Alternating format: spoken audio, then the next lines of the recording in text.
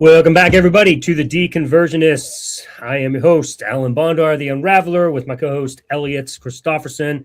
We are just testing to see if we can get his mic working, because it was not working before we started, but nope, he's still not working. So we're going to, you guys get to just join us while we figure out some technical issues, because it seems to be something we have every week now, which we never had before. And now all of a sudden we're having issues. But we figured out my audio issues. I wear the headset now, and that helps with my end, because for some reason it just started out of the blue. But let's see if we can get Elliot's mic to work so we can have him as part of the show tonight. Although it would be fun for Elliot to mime the whole episode. That could be cool. And then we'll see if our guest can figure out what he's saying. It could be a fun episode. This is still nothing, man. I don't know what's going on. I hear it trying, like it's something like clicking in and out. Maybe a loose cable or something. Oh, well. Yeah, it's like I keep hearing it go like it's trying, and then it's not coming through. Interesting. Well, tonight's episode is called Christian Community is Contrived. So we're going to have a fun time talking about that while Elliot is working out his mic issues, hoping to be able to join us tonight. Yeah, we've all, if you've been a Christian before and you're no longer a Christian, you remember when you would go to church and everything would be almost like an organized community for you. You'd walk in and you're sure to make friends because everybody there has something in common, Jesus. And so it's all built around this idea of God or Jesus. The whole thing is made up, of course. But when you're in the belief, you think it isn't. You think it's true. And so you have this common belief that you think is, your whole life should be based on, and everybody thinks it's true. And so it's like, building a community around an invisible friend or a mythical God or something like that. Although most of the time when you do that, it's not true. You just kind of invent it. And like Dungeons and Dragons, for example, you might get together and play Dungeons and Dragons. It's not real, but you do it because it's fun and you just have imagination and whatever. But when you go to church, you think it's real, and you think it's what's holding. You think it's the glue that holds you together. It is what God has purposed for your life, is to be in community, but not just any community. It has to be a Christ-centered community. Because if it's not Christ-centered, then it's not genuine community. It's just hanging out with people, so to speak. So, but in order to have a genuine community, you need to be a Christian. You need to go to a local church, and so that's kind of the way it's formulated. And so they create small groups, and you go and you have like Bible studies, and you start to make friends because your whole life begins to revolve around church. You go on Sundays, you go on Wednesdays, you join a ministry. There's some people that are only Sunday Christians or maybe Easter and Christmas Christians, but by and large, if you're a Christian, you want to be involved in your church. It's just part of your life. And it's, for a lot of us, it was our life. And so it's kind of weird not being a part of the church community. So you go and you make friends, and those friends some of them you end up hanging out with outside of church too. And you get really, really close. But all of your everything about you is tied around the centrality of God, of Christ. So that's interesting. And then of course, when you leave the faith, sometimes you can hold on to some of those friendships, but most of the time, even if you do hold on to them, they dwindle over time. They don't survive the longevity of friendship, because the one thing you had in common that held you together was God or Jesus.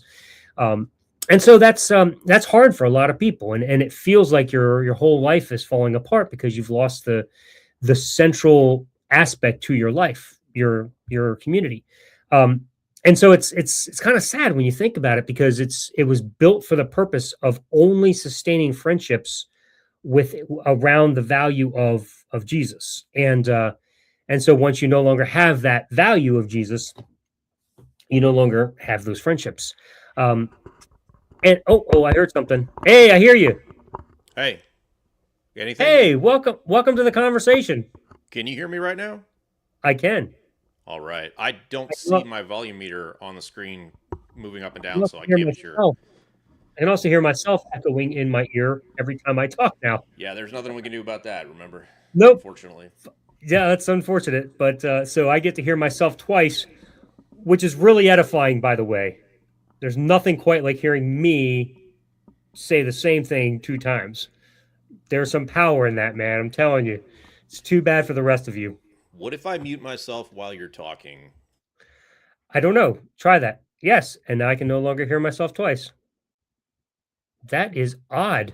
So what you're saying is I should not have fixed my audio. Your mic, you mean? Yeah. No, Why? I should have stayed mute the whole time, and you wouldn't have had your echo problem. My, I'm surprised you're not echoing to yourself because I feel like what I'm speaking through your computer speakers is bouncing back through your microphone and echoing in my ear. That's weird. Yeah, and that could be a setting on my end. I fucked with a lot of settings to try to get this back on. All right, well, whatever. Nobody else is annoyed but me, so we'll just live with it. We'll move on. So I mean, or if I were to duplicate what was going on my ear, I would just say what I say and then say it again. That would be fun too. But we're not going to do that. Anyway, I have now belabored my point about Christian community being contrived, and so I could go on. But now that you've joined the conversation, Elliot, I don't know if you heard anything I was saying because you were, of course, adjusting your mic. So no big deal. Maybe you just pick up from scratch and tell us what you think about Christian community. I, in fact, did not listen to a word you said because I was desperately trying to solve this problem. I So, imagine that's true. No big deal. Christian community. So, what's your thesis statement in one sentence again? Christian community is contrived. Contrived, as in like it's just not authentic. Yeah, it's not authentic. Right, right. It's Artificial. built. It's yeah, it's artificial. It's built around like your unifying factor is an invisible being that in all likelihood does not exist. And even if it does exist, it's not like you have good reasons to think it exists. So you're just guessing anyhow if it does exist. So in a lot of ways, it's like I was expressing a few minutes ago. It's like the same thing, getting together with playing an imaginary game like Dungeons and Dragons. Most of the time, people who get together to play a game like that, they don't think it's real, but it's their unifying factor. And when they walk away, there's more to their lives than just this game or these imaginary figures. Whereas when it comes to Christian community, that is it. That's your unifying factor. And you and I both know what happens when you leave that. It's like, okay, what else do I have in common with this person that I'm so close to that I met at church? And even though you like the people a lot, for the most part, even if it sustains for a temporary time, usually it's like they're trying to win you back to Jesus or something like that. Or, likewise, you're trying to help them see that, there's no good reason to believe a God exists. And eventually your roads diverge. And it's understandable because if you don't have the same values, that's the way life is in all aspects of life. I think that's the case. The difference though is that in other areas of life, the values you have are genuine values. You just end up getting to a place where you may no longer agree with those values or whatever. But in the case with religion, with Christianity, the whole system's contrived. It's all made up. It's a false system to begin with, and so eventually, people who walk away, it's not about sharing values everybody else has. Everybody else has been instilled with values that are not their own. They're just taught what values they're supposed to have. What one of the things Christianity does is it tells you who you are, what you're supposed to do, how you're supposed to behave, who you're supposed to love. Like it teaches you everything your life is supposed to be. It even tells you what your purpose in life is. It tells you what your mission is. You are told who you are in every step of the way. So that becomes you as an individual. We talked about identity, a number of times on this show as well. So when you lose that identity, it's like you get completely lost from that community. It's like you no longer belong. You're an outcast now, and it's a very difficult place to be. And so finding a new community is hard sometimes because for a lot of us, like me especially, I never understood what community was like outside of church community. Without a faith community, I didn't know how to build relationships. It was just foreign to me. So that was one of the biggest challenges for me in leaving my faith was that how do I now make friendships, lasting friendships? What does it look like to build a relationship with people based upon who I genuinely think I am? I had to build an identity for myself first, and that was a huge challenge. And then I had to become accepting of people who have different identities than I do, and have different values, and not like the types of values like, like racist or something like that. I mean, there's a line somewhere for everybody, of course, but you can have different things that you're interested in, different purposes, different missions, whatever it is you want to accomplish in life, and you can still have great community with people like that, and not always agree on everything. In the church, it's really hard to do that. In fact, to the degree that they have, over 1,000 denominations, that when you don't agree with this set of beliefs, you get kicked out and you have to move on to the next church that has closer set of beliefs until you disagree with that. So it's like, I found that like a lot of times in church, you're just bouncing from church to church. It's like finding your different flavors of desire that you have, in that particular life. So, the core thing is Jesus, of course, but somehow even there, the communities have to become more localized and separate and segregated, because everybody can't seem to get along and understand who this Jesus is. Anyway, I'm doing a lot of talking, but that's just some of my thoughts on this subject. But go ahead, man. So my primary complaint about Christian community is that it's not authentic. It's not organic, because you are essentially forced to be there. These are not friends that you have chosen. You might be able to choose your church, maybe, but in the end, like, you're there because you share this faith in the gospel. So it's a forced socialization. Um, Not genuine friendships, if you know what I mean. Now, you mind if I take a devil's advocate position here? Because there's a flip side to this that I just thought of. I used to say, or hold to the fact that you can't choose your family, but you can choose your friends. And like, I no longer really believe that, in a way, because I don't believe in free will. So what I mean by that is, um, you don't go to the friend store and just pick somebody off the shelf that you really like and want to be friends with. Most of the time, maybe even 100% of the time, like, your friends are the people that you are pushed into a situation, where you have to be there. So if you mentally go through your list of friends, like, how did you meet them? Where did you find them?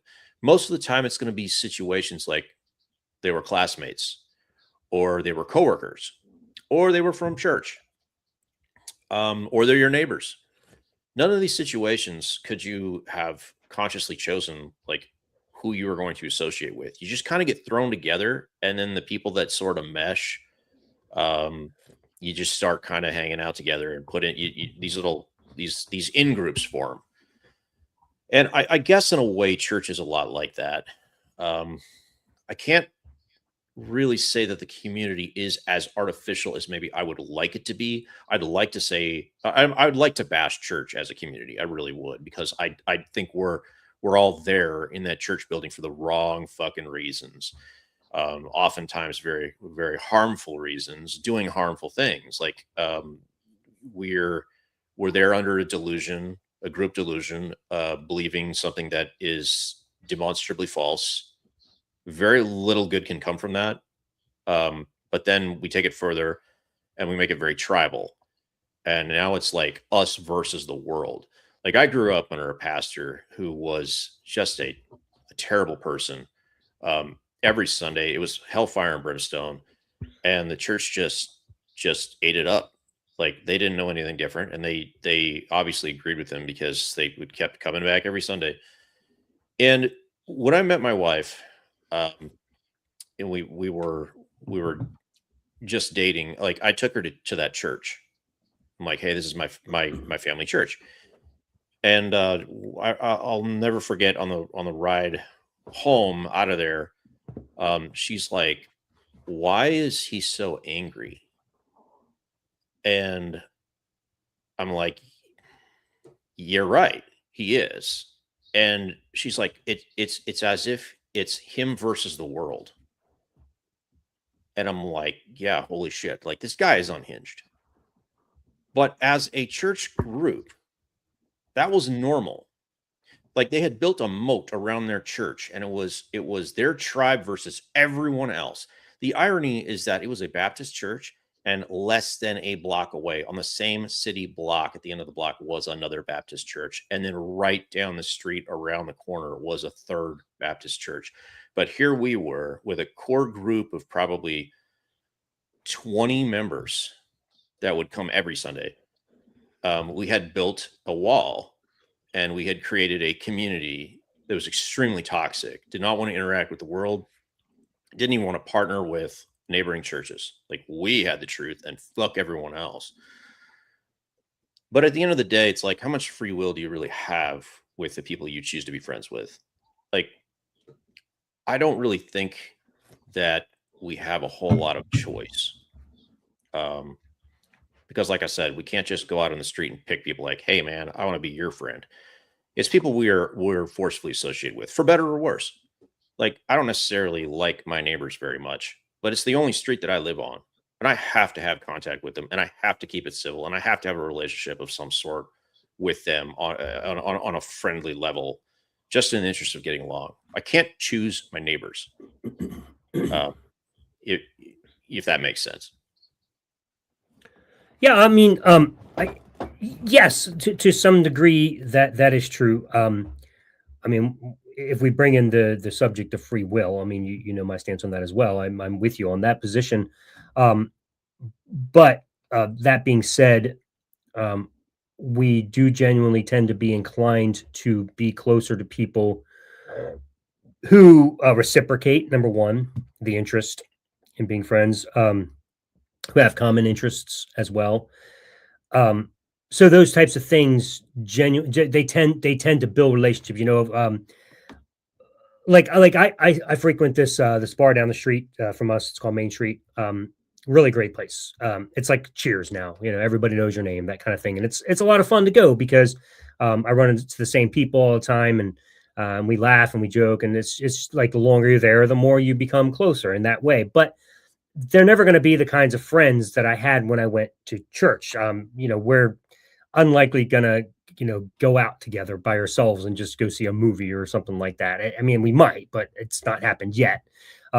They're just different types of friendships, but it's a community nonetheless, and it's pretty awesome. For a lot of people, that's what they did on Sunday. They would go, and for, you know, the Sunday only, they'd go and they'd have that very surface level friendship with the people they go to, but it's your common interest, and then you go home, and then you're content with that. So that was the community for them, and so there is that as well that takes place. But you and I, for example, we happened to meet online. I initiated contact, or maybe you did. I can't even remember, behind the scenes with our books or whatever, or one of my videos or something like that. I don't recall who initiated. But then I asked you to come on the show, and then just as we've been doing this together, we've become close friends to a degree where we're trying to plan even a vacation together. Like that would be really cool. And Sure about that? About that's what? That's very presumptuous of you to say that we're very close friends. Oh, that we're close friends. Where we're becoming close friends. I don't know. But I see. I feel like I feel like you're a close friend. So maybe you. I'm being sarcastic. But have you ever heard the phrase "friends for a reason, friends for a season"? Like implying that like you're kind of thrown together for a time because you have a specific reason, and then eventually you just go your separate ways. Yeah, sure. You can probably apply that to every single friendship, including the ones at church. I mean, that's definitely friends for a reason, friends for a season. Absolutely. But I mean, most of my friends are in my past. I mean, we're not friends anymore for whatever reason. We just sort of grew apart, moved away, stopped being coworkers. It sucks, but it's just how life goes. Sure. No, it absolutely is. One of the major differences in the church community is, when I say it's contrived, it's built intentionally. Like they design programs with the purpose of creating that community. Like they make you get into like at least I was taught, and then one of the things I would teach, because you know I really bought into the whole 5 purposes of the church, the whole Rick Warren thingamajigger. You know, it's so easy to buy into that because you know you can look in the Bible and you can see that, you know, God teaches worship, evangelism, ministry, fellowship, and discipleship, you know, and so you're like, all these things are essential, and that's God's purpose for your life, and so you know you buy into it, and so one of the essentials is fellowship. Okay, well, I have to somehow I have to be in fellowship. So I have to do this. So I got to be in a small group. And so it's whether you want to go or not, you find a small group that remotely interests you and you try to build community there, and you do. And then you end up becoming close to the people that you go to small group with every week. So it's like created for you. It's a system where you don't learn how to live in the real world and establish community without the programming that takes place there. So I think for a lot of people, they one of the reasons losing the church faith community is so hard is because it was programmed for us and made so easy that when we leave, we think, holy shit, where am I ever going to find a community like that again? And you may never, because number one, that whole community in general is contrived because it's built around a false ideal anyhow. And then the programming, you don't typically have people in your neighborhood sitting around planning programs for you to get together and have communities, unless it's a backyard Bible club, which is teaching Jesus. Now every now and then somebody will step up and have a block party or something like that. Like we had one last year or the year before, I can't remember, and that was fun. And it was cool. We hung out, whatever, but it didn't. I mean, I got to know more people's names, but I didn't really initiate any further connection with them beyond that. I mean, the ones that I was going to be friends with, I didn't need the block party for that. We were just going to be friends anyway. But it's cool to have those opportunities and hang out. But the point being that that without that programming, it's very difficult to build community when you haven't learned how to do it. Now, one of the places we do it naturally is when we're growing up in school. You just become friends with people as you go to school. For some reason, it's so much easier when you're a teenager to develop friends, or well, usually it starts in childhood. But in my case, for the most part, I also went to youth group because I went to church every week. So even my friendships, some of them were in crossovers, right? School and church. So it made it easier to be their friends because all my friends were Christians. That's who you're supposed to be friends with. And the only reason you'd be friends with a non-Christian, there was one purpose, only one reason, is to win them to Jesus. And so they become a mission rather than a friend. And so you see everybody in light of your mission. Your purpose in life is to save people. And then your friends, your purpose in life is to help them love Jesus more. And so there's always some ulterior motive rather than just being like, just want to have a beer and just talk. It's like so I know a lot of people may not actually have thought this deeply about it when they were Christians, but I did because I was one of those really invested Christians. I mean, my whole life was about it, especially as a pastor. So that was a big deal to me. So leaving the church was very depressing for me at first because I honestly didn't know how to build friendships. So it took a lot of work for me to go out and spend time with people, go to bars, go to clubs, go wherever, get online, just, do meetup groups, whatever. That was challenging for me because I like going without any other purpose other than to meet people and get to know them for who they are, not for who I want them to be or who God wants them to be. That was a big deal for me. That was tough. Well, I tell you how you do it as an ex-pastor. It's too bad you didn't think of this at the time, but you go out to meet these people pretending like your goal is to lead them to Christ. And that's why you're befriending them. But then you just never bring the conversation to Christ. You just hack off the last part. But you got to go in there with the mindset that, hey, I'm going to evangelize these people for Jesus like that. And it'll give you that motivation you need to meet new people. You just, that's a good hack. Follow through. That's a good hack, man. That's a good hack. But you got to keep that pastor mindset, dude. Yeah. The predator instinct. The problem is I no longer had a church to invite them to. And that was always my purpose. I always had some invite card on me or something. Like when I meet somebody, I was like, I'm going to go talk to this person at the end of the bar. I mean, you were pretending anyway, in a way. Yeah. Yeah. My critique of the church group, because I don't really see a huge problem with the church community because it does give people like a community. The toxic elements that I see with it are, aside from the fact that they're all congregating under something that's not true, if we can get past that, because there are groups that do that anyway for example, Dungeons and Dragons groups or Magic the Gathering, like or gamer groups, like they come together under a banner of something that isn't true. It's a fantasy. The only difference would be at church they actually believe it's true, but it's still all fantasy, make believe stuff anyway. The problems that I have with the church community specifically is, first of all, how tribal they turn it into. Like it's not just a club, it's a tribe that has extremely negative views of the rest of the world. It's worse than rival sports teams, which can get pretty nasty themselves. This is, we have the truth, and fuck all of you. If you don't join us, you're going to hell. And we assume you're going to be against us, and we expect you to try to persecute us. Like they're always in combat mode. Obviously, there are a lot of churches that aren't like that. They're more progressive, but at least where I come from, so I was a member of the General Association of Regular Baptist Churches. Like that was the underlying uniting factor, was us versus the world. And the world wants to persecute us, wants to shut us down, wants to stop us, and we have to stand in the way of that. The other toxic factor of the church community, which is only active after you leave it.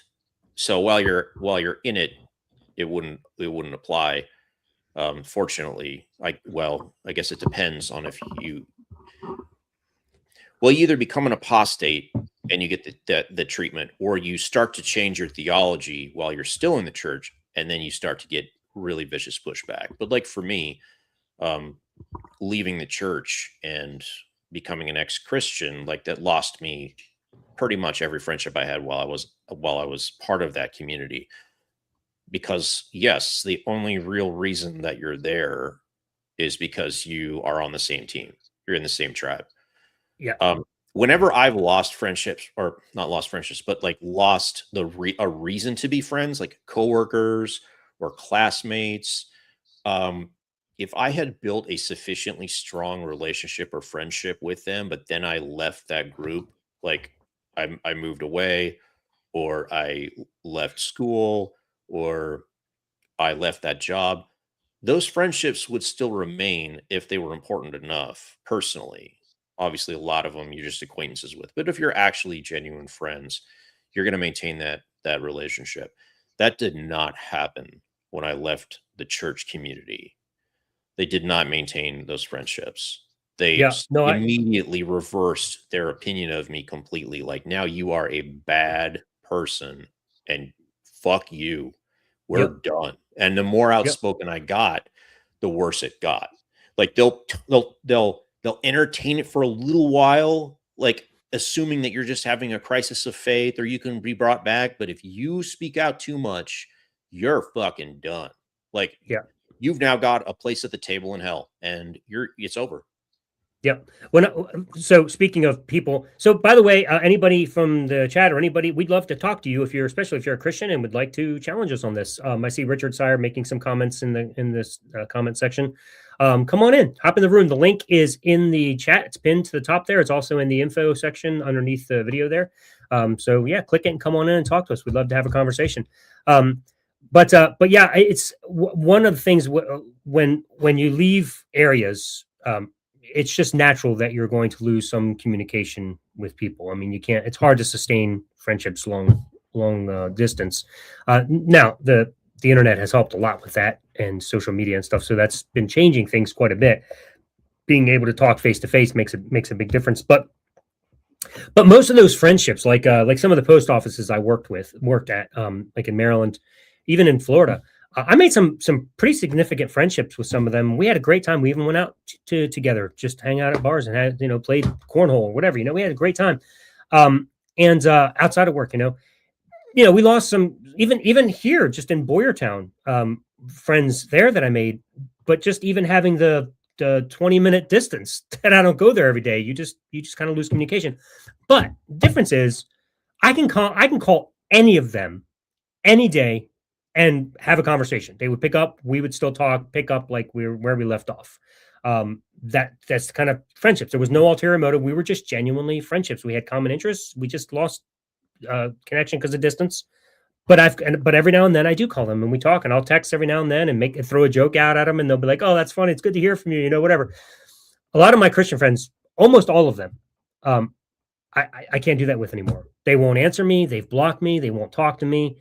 They're just all angry because I'm talking against God now. It's just like, that's frustrating because it's like it'd be like believing Dungeons and Dragons is real and me saying it's not real, guys, and then them getting pissed off at me and never being my friend again. It's like I just wish I could wake them up to realize it's just not real, guys. Like, this thing you're doing, it's cool, but not real. So to your point about having a common thing, there is. I've been watching The Last Ship. I don't know if you've ever seen that show.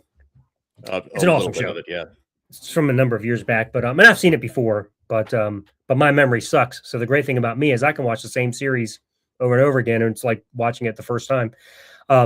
So watching it again with Ray, because she's never seen it, and just happened yesterday. We were watching an episode, and it was just blowing my mind.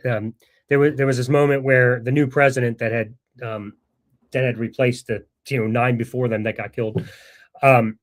And he was, talking about some of the bad and horrible things that he did and whatever. And then he got sucked into this group that was trying to. They were like the people, the uninfected that couldn't get infected by the virus or whatever. And they were trying to take over the world and let everybody else die and whatnot. He got brought into it because they convinced him that there was purpose and meaning behind all the bad things that he did because he was one of the non-infected. And so that gave him meaning. And he's supposed to be the president. And he's supposed to pull the whole world back together again and do it with the non-infected so that we can build a superior world. Anyway, he was so distraught by the mistakes that he made. One of the things he had to do was kill one of his daughters because she was going to suffer from the virus, and he didn't want her to suffer, so he took her out before she did. And so he was just tormented by that, and he couldn't live with himself. But this guy gave him meaning behind it and gave him a purpose. And so that's what I feel like happens a lot with churches is you go in and you've made all kinds of mistakes, and you're an addict to something. You've sinned. You've done all these horrible things, but you come to church. And Jesus wipes the slate clean. You're forgiven here. You're just welcome. Who you are, Jesus accepts you just as you are, and then he'll change you as he sees fit. But you're just, perfect in his eyes the way you are. And so like it gives you, and now you have a mission and a purpose on top of it. And all those mistakes you made, you know what? God's going to use them in your life to affect the world for him. You know what I mean? So it's just this inspiring thing. And instead of dealing with the actual things you've done in life and having to face them, through therapy or whatever, you just kind of excuse them and push them aside or push them down and just have this new mission.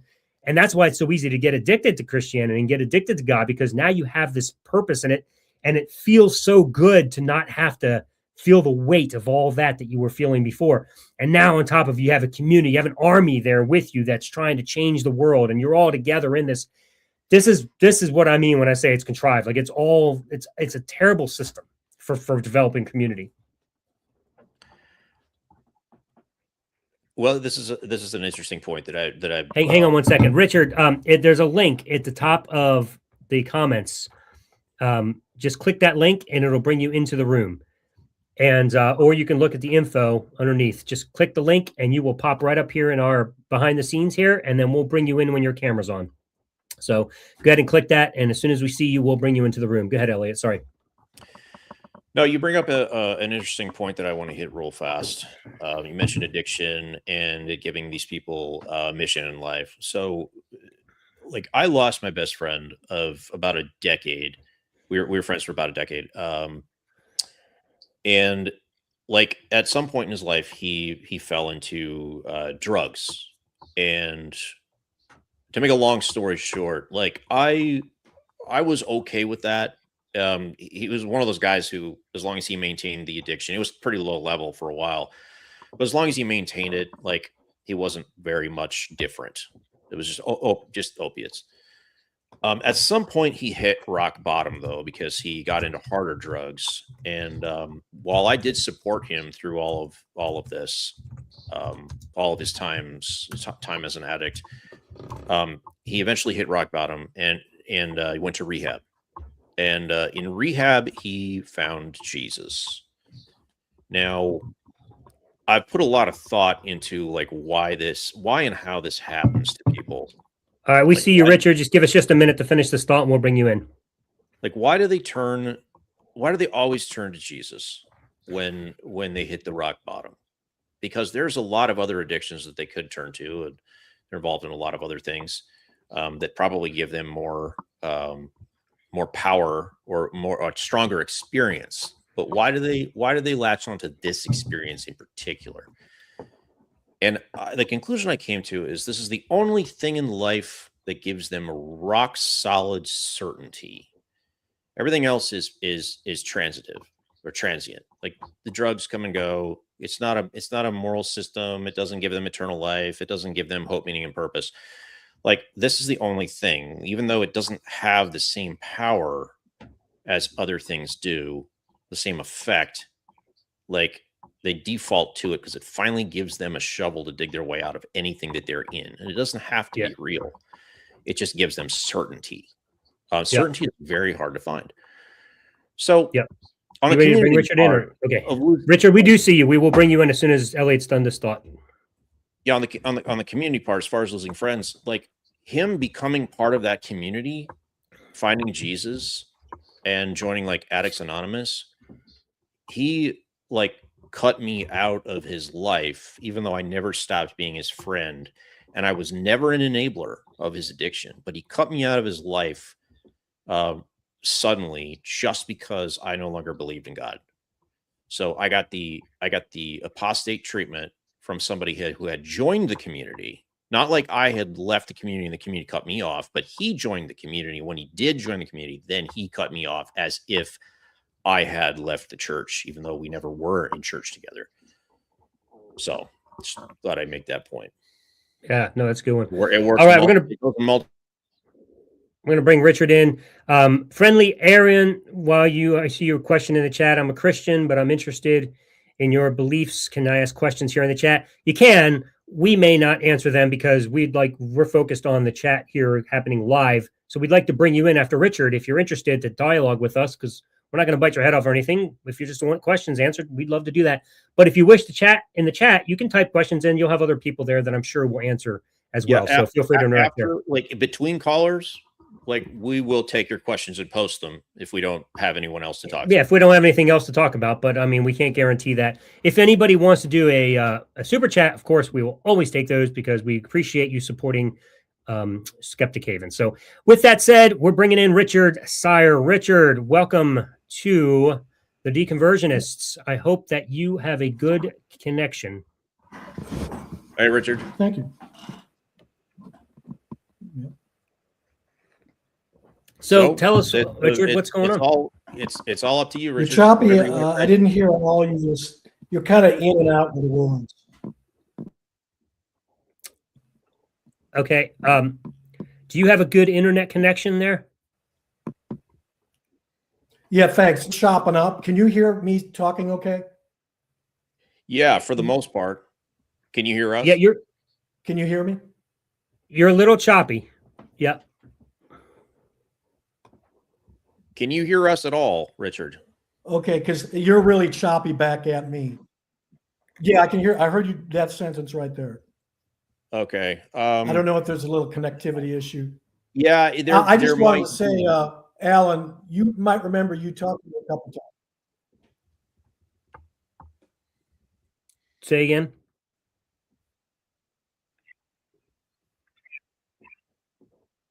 Say again, Richard.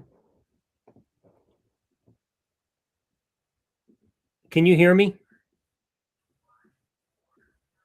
Can you hear me, Richard? I can hear you there. Okay. I'm pretty sure it must be your internet connection because Elliot and I are talking just fine. Yeah, I guess I could try to get rid of my other stuff that I got running here. Hold on. So all I need is the StreamYard up. Just the link that you're in. Windows. I don't know if that's going to help. It might. Yeah.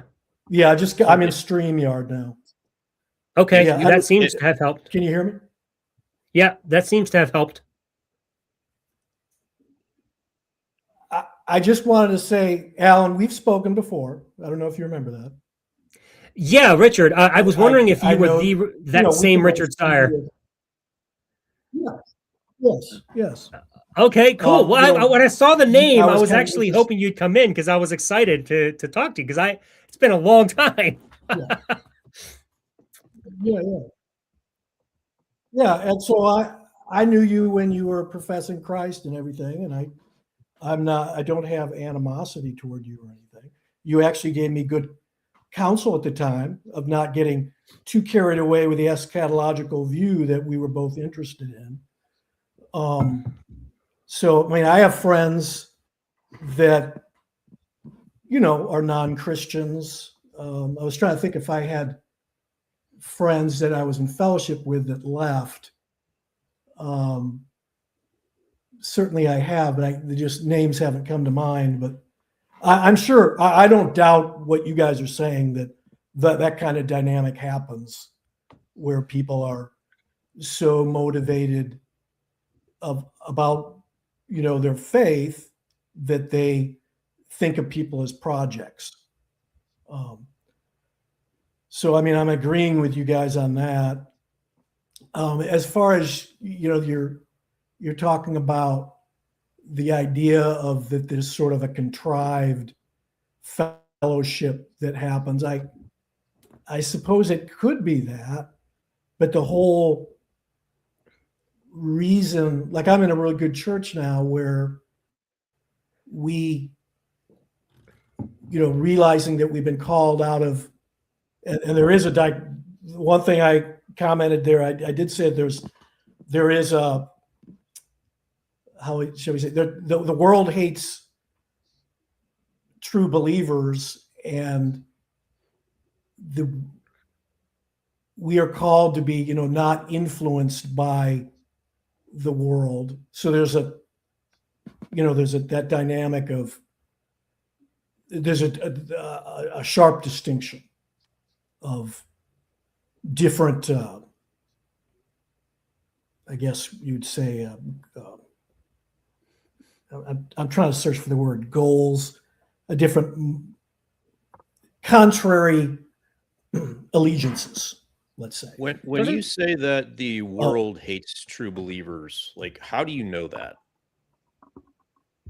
Well, I think if the true God and the true gospel is communicated, that there's a natural dislike and offense that happens. It really is an offense that we know that I the understand scriptures that talk about. I understand that you believe that, but why do you believe that? Well, the scriptures. I mean, I believe the scriptures because God has opened up my heart and He's believed me. Not He believed. He's caused me to believe in Him. I mean to say. So when Ellen and I say that, the church community is contrived, or at least my claim is that it's very tribal. It builds walls around itself and pits itself against the world. Can you see how somebody could come to that conclusion because the claim that the world hates them is an internal claim, not an external one? The world's not saying that it hates true believers. You're saying through your scriptures that the world hates true believers. So you're the one building the wall, not the world. Well, I mean, I think you could look at the world and where true believers are communicating that truth, the true God, about the true God and the gospel, they do get a pretty high level of persecution, actually. And so that's sort of an evidence too that you can look at. Do you feel persecuted? Not enough. I mean, do you feel persecuted at all? It depends on how you define persecution. I mean, well, you could define it for yourself. Do you feel persecuted under your definition of persecution? Well, for sure, if I were to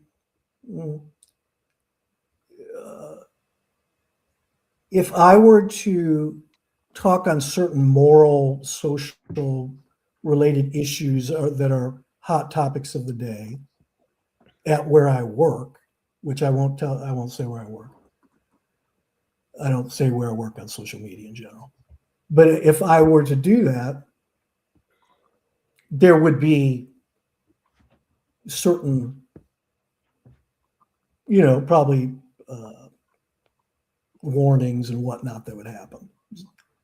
Wouldn't that Now, be is true that for really tied? wouldn't that be true for any kind of discussion on hot button topics? I mean, you don't have to be a Christian. You could say that a Democrat talking about social issue, giving his opinion on social issues in a predominantly Republican workplace would probably get some flack for that. And I don't think we'd call that persecution. That could be. That could well be. Yeah. I mean, you have instances I'm where thinking people are praying outside. Yeah, go ahead. Sorry, I don't know. No, go ahead. When you consider, okay, so you said you derive this idea from the scriptures. They teach that the world, hates Christians or whatever. It is interesting because you're a full preterist, right? Oh no, I never went full. You never went looking full. at it. No. Okay. I couldn't. Either way. Yeah, I couldn't wrap my mind around it. But go ahead. Either way, the context of the scriptures, when you read the Bible, the persecution was taking place because the battle at that time was Caesar is Lord versus Jesus is Lord. And so there's a certain political system that was set up in Rome, and it was that Caesar is Lord. In come these Christians, and they're like, no, Jesus is Lord. So obviously they're creating the hostility because they're fighting against the political system at the time. That's not happening today. We don't have that political system set up where somebody's walking around saying, oh, no, you can't say Jesus is Lord. In fact, quite the opposite. We live in a society and a culture, especially in America, where Christianity is elevated and praised more so maybe today than it has in centuries because, Christian nationalism is just like rising like nuts. So we can hardly say that Christians are being persecuted for being Christians. We have atheists now that are trying to help Christians see that the whole thing is made up and we're simply using the pen, not the sword, to speak out and talk, and we have every right to. But Christians have this feeling that, when atheists speak against our God, they're being hostile and persecuting us. No, we're not. We're just sharing an opinion just like you are about our opinions. And so this isn't remotely close to what was taking place in the Bible. So I'm not sure if you're going to use the scriptures alone, how you can draw a conclusion that the world hates Christians. That's just odd to me. Well, I mean, I don't think a very popular view let's take America. I mean, there's lots of different, this. There's lots of different flavors of people confessing Christ, holding different doctrines. That's one of the problems with this.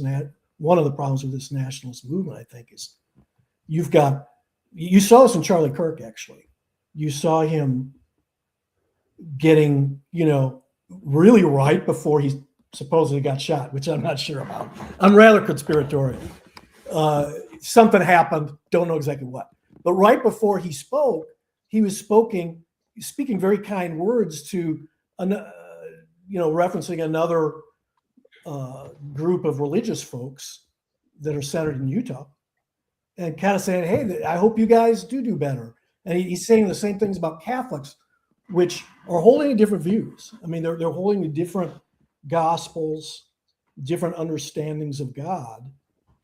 And so anyway, I think the national movement is actually largely probably not really Christian.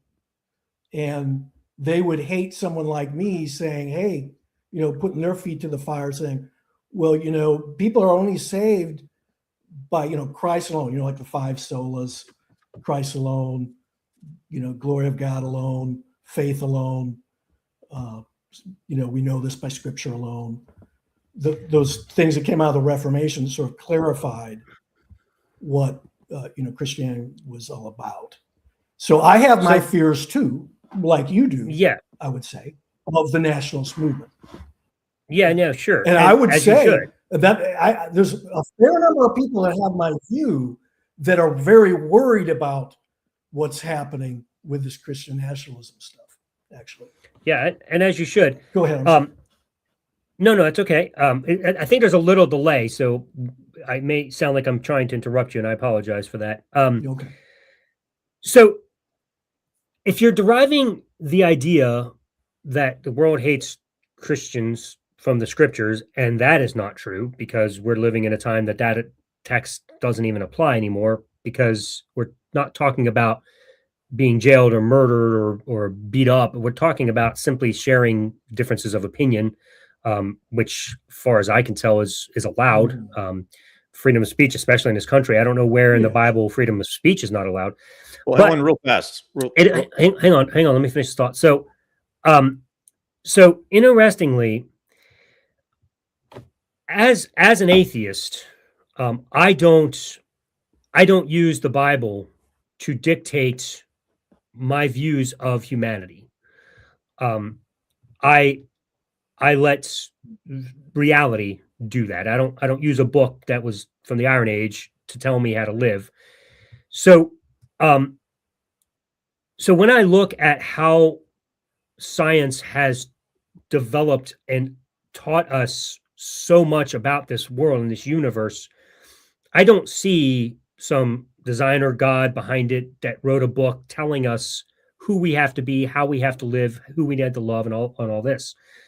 So as a person who doesn't live by this book, I don't see that that there's any mind behind anything telling us that we have to be a certain way. So when I look at people, I see people that are homosexual, and I'm like, okay, cool, because there's no reason you can't be. It's just the universe isn't dictating whether you should or shouldn't be. Transgender, okay, whatever. I see people who wish to have sex before marriage. I'm like, all right, there's nothing wrong with that. These are just a few examples. These are the kinds of things the Bible calls sin. And so you create, as Elliot was saying earlier, this wall of division between you and the world because you dictate from a book what is moral and what is not. Whereas we're saying this book is not going to tell us how to live. That's absurd. And we just base it in reality and what we can observe from the natural realm and what science has developed for us. So perhaps you can see that it is not the non-Christian that is creating any sort of hostility. It is the Christian that is dictating these rules from a book saying, hey, if you're homosexual, you're a sinner. You're the worst. You're going to go to hell because you're a sinner. If you talk back to your mom, you're a sinner. And so they throw this around, and so they're trying to save people. And we're standing here and we're saying, what are you talking about? This is ridiculous. Why are you judging us for something that has no bearing in reality? So it creates this tension automatically because you're trying to dictate how people should live or else. And we're saying, where are you getting this? And you just keep resorting to this ancient book that tells you how to live. So I don't think it's Christian. I don't think it's non-Christians that are creating this hostility, if there is any. I think it's Christians that are building that wall and saying to the world, we're going to tell you how to live. And if you don't, then you're going to go to hell. And you expect us to like this? That doesn't make any sense. Elliot, go ahead. Sorry, you wanted to say something. Well, I was just going to pose a question real fast to head off the persecution narrative. Richard, let's say you have any year in history to pick since the Gospels were written to be a Christian. As far as persecution, what would be the year that you would pick to be a Christian for the least amount of persecution? What would be the best time to be a Christian? I don't have that knowledge. I mean, wouldn't it make sense that it would be now? Now would be the best time to be a Christian if you're worried about persecution? I mean, depending on where you're at. I mean, depending on where you Anywhere. physically are. Anywhere. Anywhere at all. Well, I don't know. I mean, I've heard people are the persecution of Christians is still going on in various countries. But And then again, it depends on what you mean by persecution. I mean, but do you think statistically it's probably at its lowest point if you look back at human history? And that would coincide with the fact that violence in general is at its lowest point it's ever been in all of human history is right now. And it's just so happens to coincide to the fetus. That's irrelevant. I don't know why you'd bring that up. I'm talking about to a uniquely violence. Genetic individual. That's a bit of a red herring. I don't want to discuss a social issue. I'm talking about Christian persecution, not talking about abortion. Does that make sense? Oh, okay. Yeah. Yeah. I get it.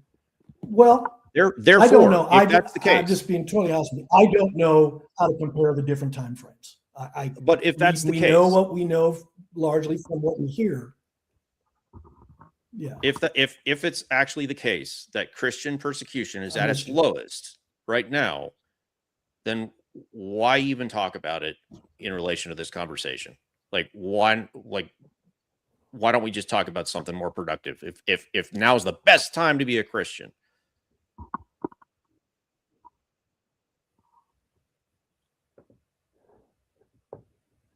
I don't know. I can't remember. I guess I brought it up. I brought it up in the conversation, I think, just because I was thinking about what you folks were saying about Christians, kind of treating unbelievers in a bad way, or people that had been believers and they flipped to unbelievers. I just think there's a natural division between the allegiance that a believer has to what unbelievers have. And I do read scriptures that talk about the need for us as Christians to be not of the world and being influenced by them, but being in the world to influence it in a positive way. And for the world is described as seeing people that believe Christians as sort of dead to the world, or dead to, I think I've got it wrong. I'm trying to reference a scripture in my mind, but the world sees true believers as sort of, it's like they can't understand them because their allegiances are so different of the things, hopefully, that they should care about, that are distinct from what the world cares about. That's all. Well, we don't have to focus on that. I know that you guys were talking about the contrivance of the fellowship that happens in the church, which there's plenty. I suppose that can happen, but there's plenty of groups that fit that definition that are probably far worse than Christianity as far as being outside of the world and keeping to themselves and not being of society. We've got cults everywhere. You could even say that the Mormon Church is more selective and more walled off. It probably holds to that theology better than the general Christian church. But these groups aren't targeted necessarily. They're not persecuted. They're just ignored. The Mormon Church doesn't affect my life at all. I don't care. This Christian persecution narrative just doesn't hold water when it comes to statistics and just the culture of Western society. We as non-Christians, we just don't care. We don't have a stake in persecuting you, but you, on the other hand, do have a stake, a theological stake in feeling persecuted, even if it's not happening. So I just think it's kind of dishonest for Christians to have that perspective and to build these walls on purpose to keep people out, to separate themselves from the rest of society. I watched this guy named Ryan Denton. Yeah. I think the more vocal someone is about their faith, even in like the public square. Like there's a guy named Ryan Denton. He preaches a lot on campuses in Texas. And he's usually in one of those areas on the campus that are like, I don't know, safe zones probably or something like that. He's got arrested a couple times, but people heckle him, people, that kind of thing. I guess I would call that kind of persecution. I mean, he's not being killed, but I guess you can make a case, and I don't know if it's right or wrong, that Charlie Kirk, even though I'm not a Charlie Kirk fan, he got shot supposedly related to his Christian faith, perhaps. I'm not saying that that's true or not, but someone who seeks out confrontation. The Christian message is not necessarily weight. What's that? But Richard, you talk about people that actually go looking. You're talking about people that actually go looking for the trouble. That persecution is self-inflicted. They didn't stay in their churches. Well, the government didn't come for them. Yeah, they went out looking for it. Yeah, but freedom of speech on a public university, which their taxes pay for, and we have the Constitution, freedom of religion. They should be able to speak freely. And there are consequences to that. They expect it. If I go out into the community, people that are willing to do that are willing to put up with the consequences. If I go out and call someone the N-word and they punch me out, is that persecution for my free speech, or did I bring that on myself?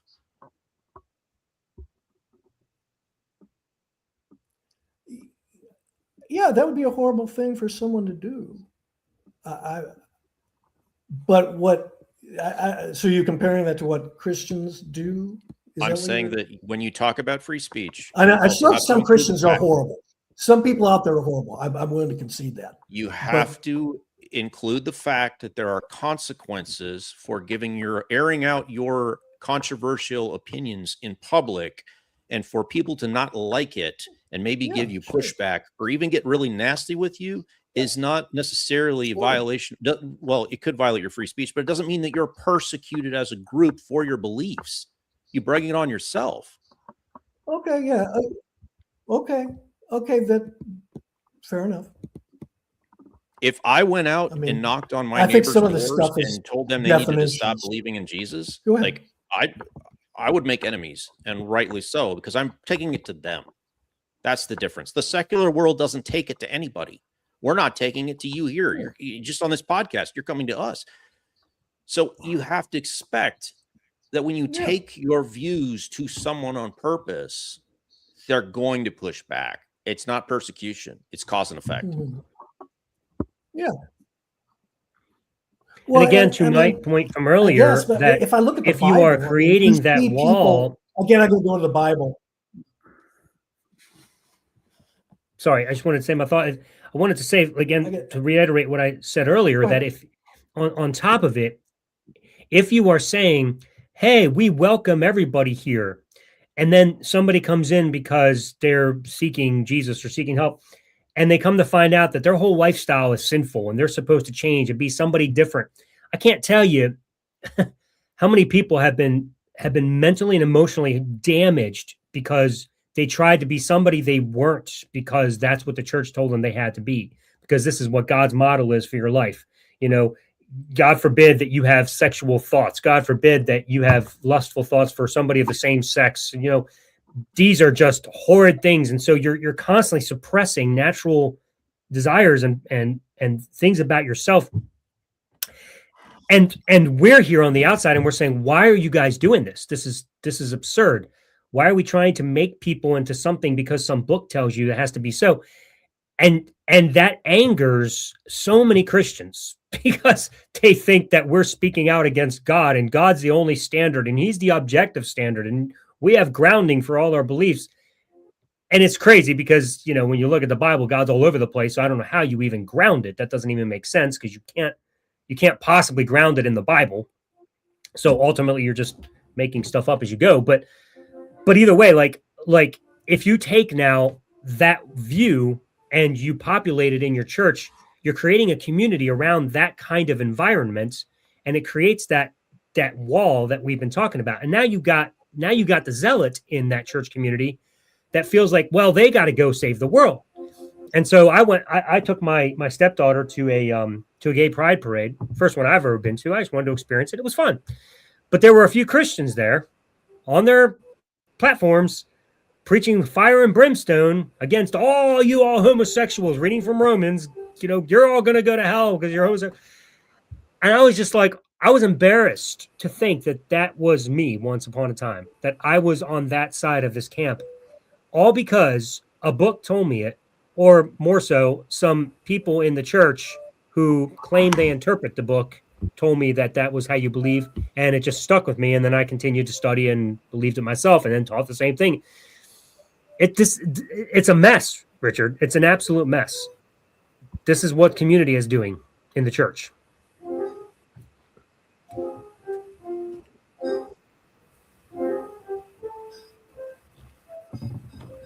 Hey, well, the churches I attend, just give us a well, few. I've attended.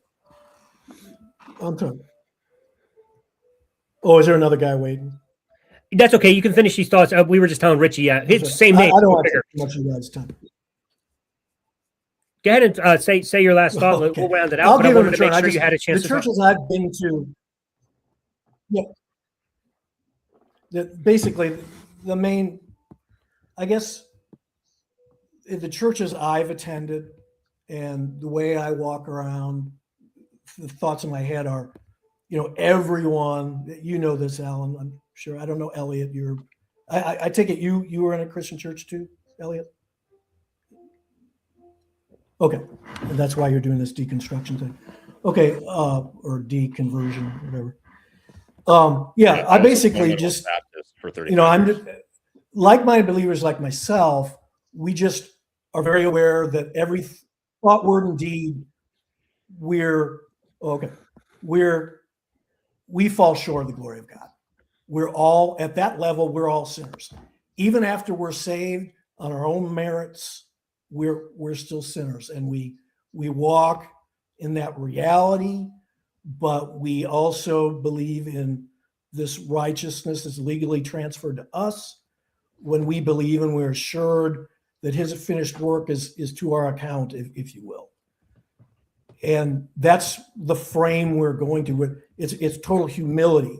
Now, a lot of people out there come across as very unhumble, but we do believe that we've come to the truth by God's grace alone, and he chooses a people unconditionally, not based on any merit in them, to bless and to communicate that God and how God saves to others. And it should be totally at this ground of, we're not any better than you guys. The only reason why Christians are Christians is the grace alone. And that's the standpoint we come from. So anyway, I'll let the other guy go. Appreciate talking to you guys, and hope you have a good rest of your day. Hey, thanks for stopping by. We do appreciate it. We take all perspectives here. Richard, anyone. If you ever wanna pick up the phone and chat again sometime with me, let's do it behind the scenes. We can always do that, man. I thank you so much for calling in. It was so nice to talk to you again. I think we lost him. It's completely frozen. Well, hopefully you heard it. Anyway, well, that was an interesting gospel presentation at the end. That sounded extremely familiar to my style gospel presentation that I used to believe. I am so glad I am not degrading myself like that anymore. Holy shit. All right. Richie, come in and redeem us, man. I don't know, man. Help us out here, buddy. Hey, welcome back. I wanted to come on just to preach to you guys. No, I'm just kidding. Yeah, that's fine. Maybe it'll be better than that. I kind of gave you a hard time last week, so I'm going to give you a lot more time to talk. So no, I love it. I probably come on this show too much. No, you guys are awesome. Hey, if there's nobody else on, there ain't no, why not? There's no line right now, so don't worry about it.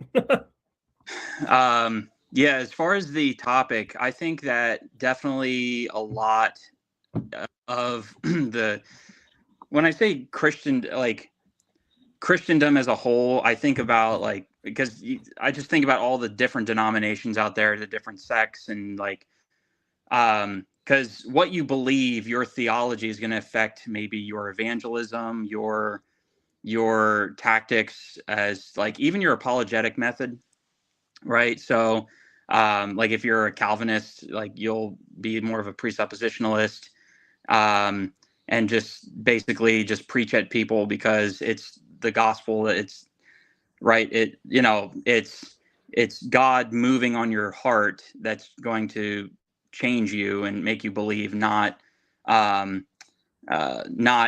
through arguments or anything like that. But if you're someone who believes in like free will, like I do, it's more through like reason and evidence can help. But anyway, my point is like it. All the different denominations out there, I think that they have different methods as far as how they quote unquote get people to believe. And I think some may be more superficial than others. I mean, what do you guys think about that? Well, I mean, you're right by very definition. I mean, like I was part of a fundamentalist Baptist church for 35 years, and like we had a very specific type of theology. And if you caught the first part of the show, like my pastor growing up was hellfire and brimstone. He no doubt drove people away from the church. I would have been driven away from the church. We would have visitors come listen to him for an hour on a Sunday, and like they never come back. Like, well, why? Well, there's a lot of factors, but one of them is clearly that this guy's just pitting himself against the world. Like he's so filled with hate, just so angry. And there's like no way to necessarily identify like God's love in there. It's more of even though he wasn't a Calvinist, it was more of a Calvinist thing where I'm gonna beat you over the head with the gospel, and like it's on you. So yeah, and then go down the street to an Assemblies of God, and it's more cheerful, and altar calls are much less manipulative. So yeah, I mean, a lot of these churches they dim the lights and play the soft music, and like at the altar call, they pretend to be your friend. So yeah, a lot of these churches are manufacturing their own problems, and like I said to the last guy, like it's a self-fulfilling prophecy. If you go hard, you're going to get hard back.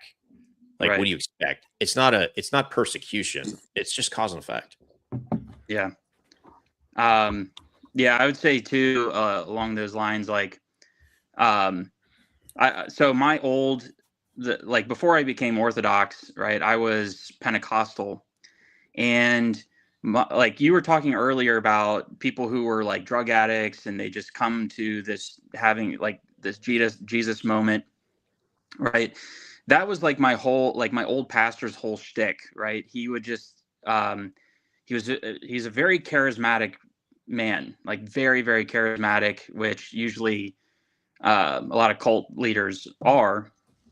And so, but anyway, so he would just preach about sin and things like that. But it was I don't know, it was very showmanship. Like it was very like the way he preached, and it was like, and I'm thinking, if I was somebody who was down, like I did something really bad, like, or if I was down on my luck, like addicted to drugs, or if I cheated on my wife or something like that, like, I'm already feeling bad about what I'm doing, then this guy, like, the tactic is make you feel bad, realize that you have a problem. It's almost like in sales, like you get somebody to realize that they have a problem, right? You discover what their need is, you find their problem, and then you find a solution to that problem.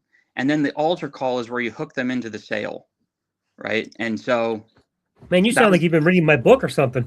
Yeah, maybe a little bit, but yeah, kind of like, so that was his whole shtick, but that's really across the lines for a lot. But I would say, like for in the Orthodox Church, liturgy can be pretty boring sometimes. Like it's hard to stay focused. So like you have to like really want to be there you have to like really, really want to be there to endure the service.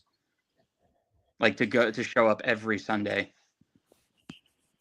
So yeah, I found a lot of times, even regular church, you had to really want to be there to stay in tune because, like, man, sometimes all I wanted to do was be home. I didn't feel like being in church, but I had to be because I was the pastor. I couldn't seem to skip. I bored myself sometimes preaching. Oh man.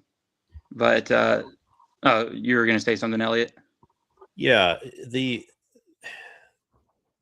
my claim is that you've heard of cold reading, hopefully, where a mentalist or a psychic will read people cold, meaning they don't have any inside information about those people yet.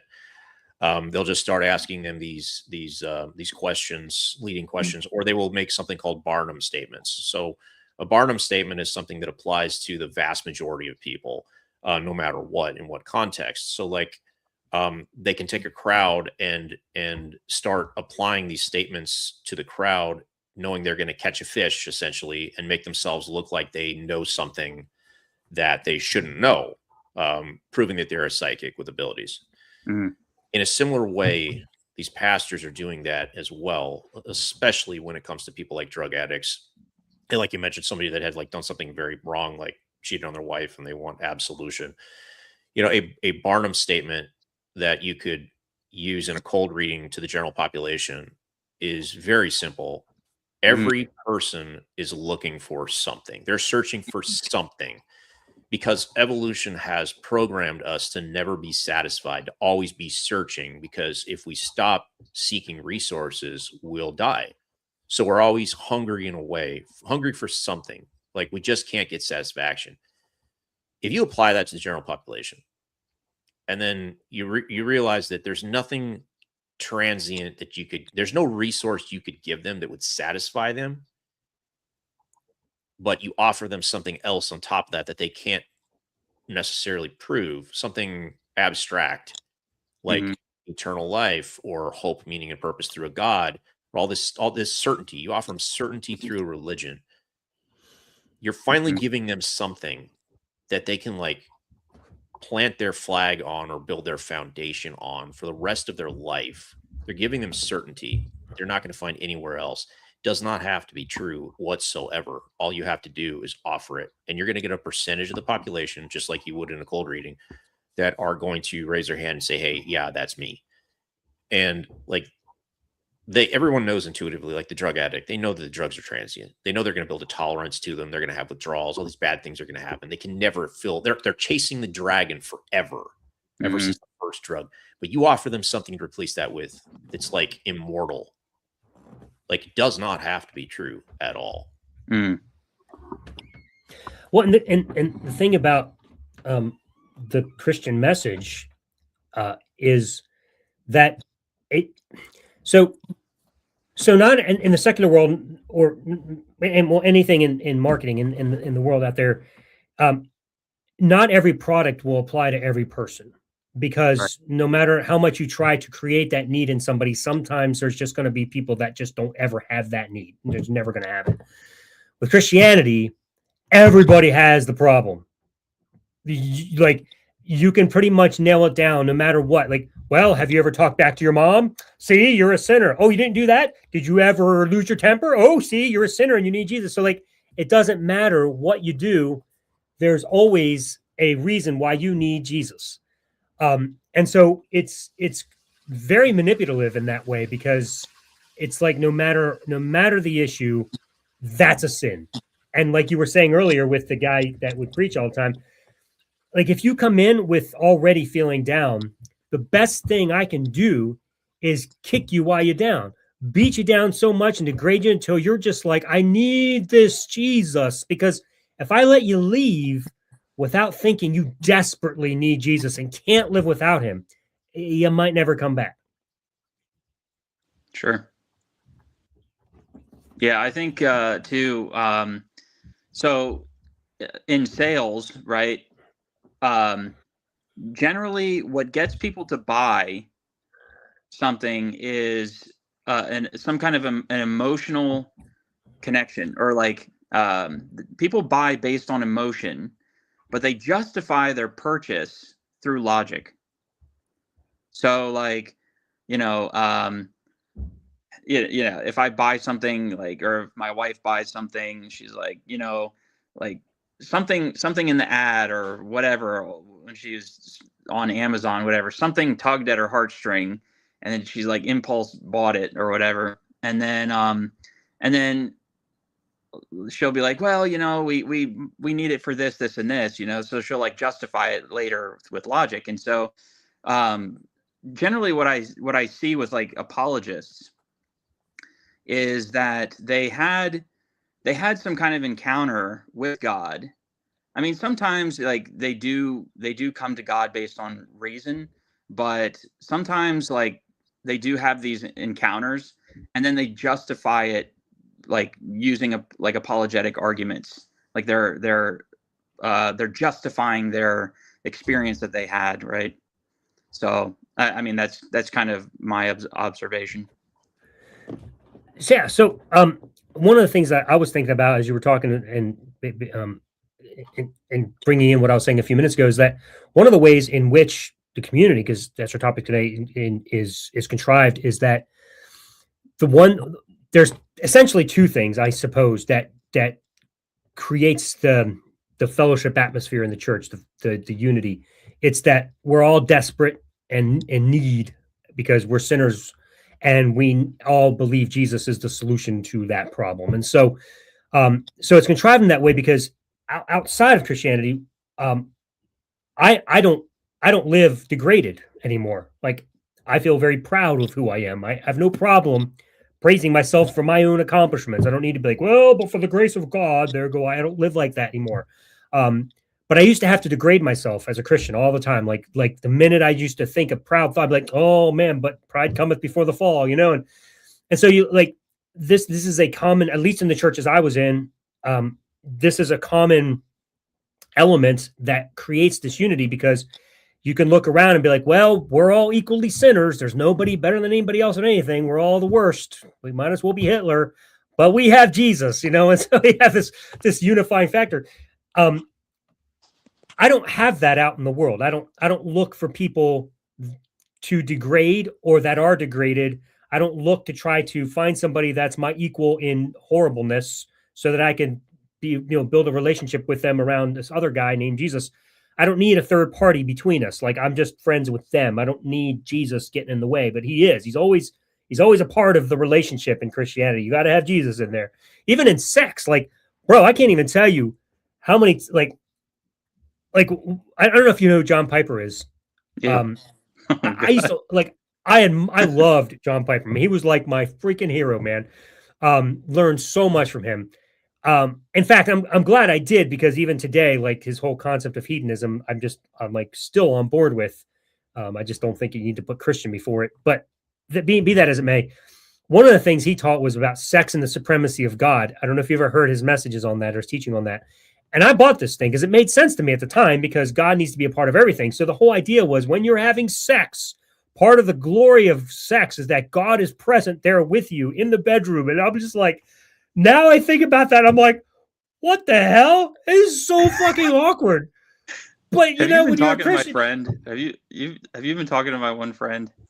Because he has the same thing. My good friend Jared, he's an atheist, and he and I talk all the time. We actually have talks kind of like how we're having now, usually like once a month or whatever. And he said the same thing to me, like the same thing that you just. He's like, do you believe that like Jesus is watching you in the bedroom and like? well, not just watching, he's in the bed with you. Like, that part of what glorifies God is that he is right there in your bed. And this is like sex is never with two. It's always with three. God is always there. It's just like some weird fucking shit, dude. But like, if you think through the theology of God all the way, you can't escape that. And it's weird, yo. It's just fucking weird. Because he's Ellen, just present everywhere. Yeah. Just on to add to that, like, I learned in Bible college that Jesus was actually going to have sex with the church after the marriage supper in heaven. So it gets a lot weirder. It's not just that Jesus is in your marriage bed. It's that he's literally going to fuck the church in some weird spiritual way. We don't. I don't think we believe anything like that in Orthodoxy. But I mean, no, you have to go into an actual cult and cook that shit up yourself. which is where I was. But Richie, I mean, you do believe that God is omnipresent like that, though, right? I mean, Yes, isn't that your view? God is everywhere. So But like he's watching you take a shit, and there's nothing you can do about it. yeah, I mean, God sees everything you do. So Yep, that's weird. He's a voyeur, man. I'm gonna have to take the L on that one. I'm sorry for you. In the bed. I won't say he's not in the bed with you, but he definitely can see. So going off of that, the omnipresent attribute of God, I was taught that God cannot tolerate sin in his presence, and that it's so offensive to him that any sinner who would happen to be in God's presence suddenly face to face, it would immediately kill them.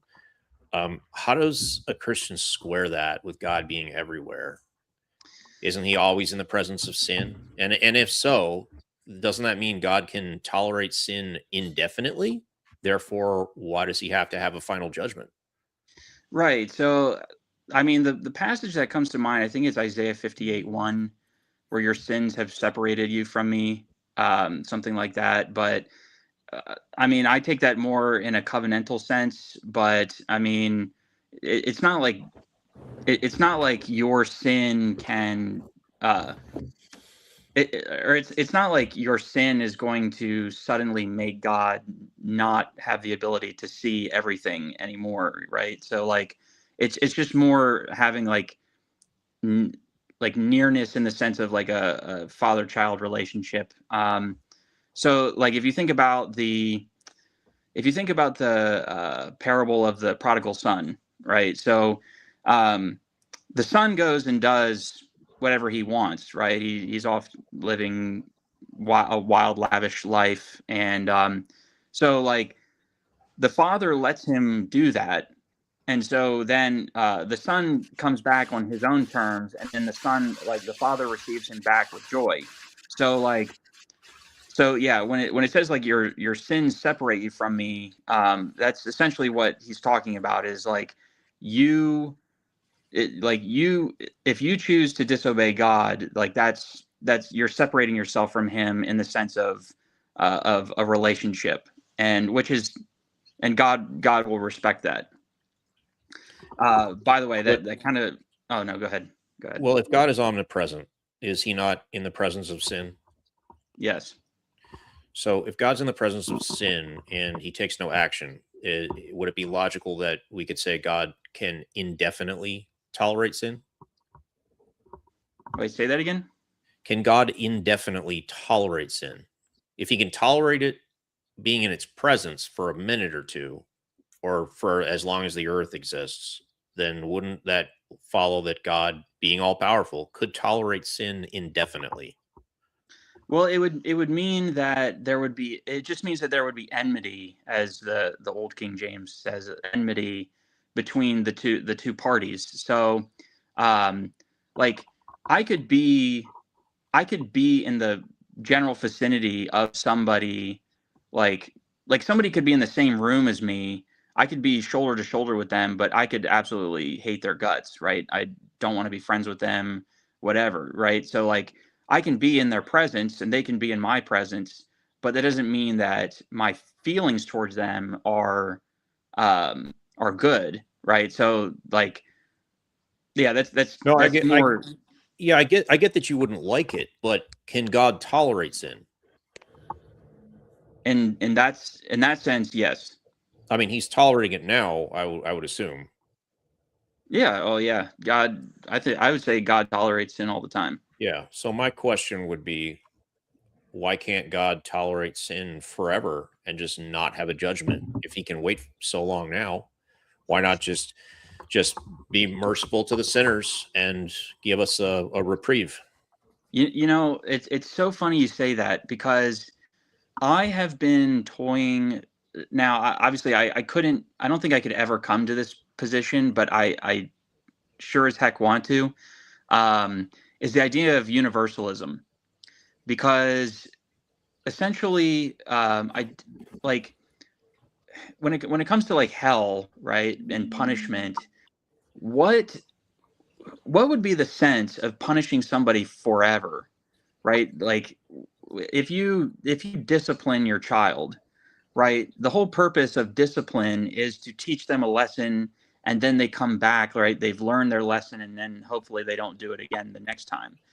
But it wouldn't make sense to put them on timeout forever, right? Or even like the annihilationist view. The annihilationist view is basically like you put your kid on timeout and then blip, they're out of existence forever. Like or like you put them on timeout for a time and then you just leave them. Like that doesn't make any sense to me. So it makes more like the universalist position makes more sense to me. Okay. And so but go ahead. On top of that, real fast, do you believe God has given every person an internal moral compass to know right from wrong?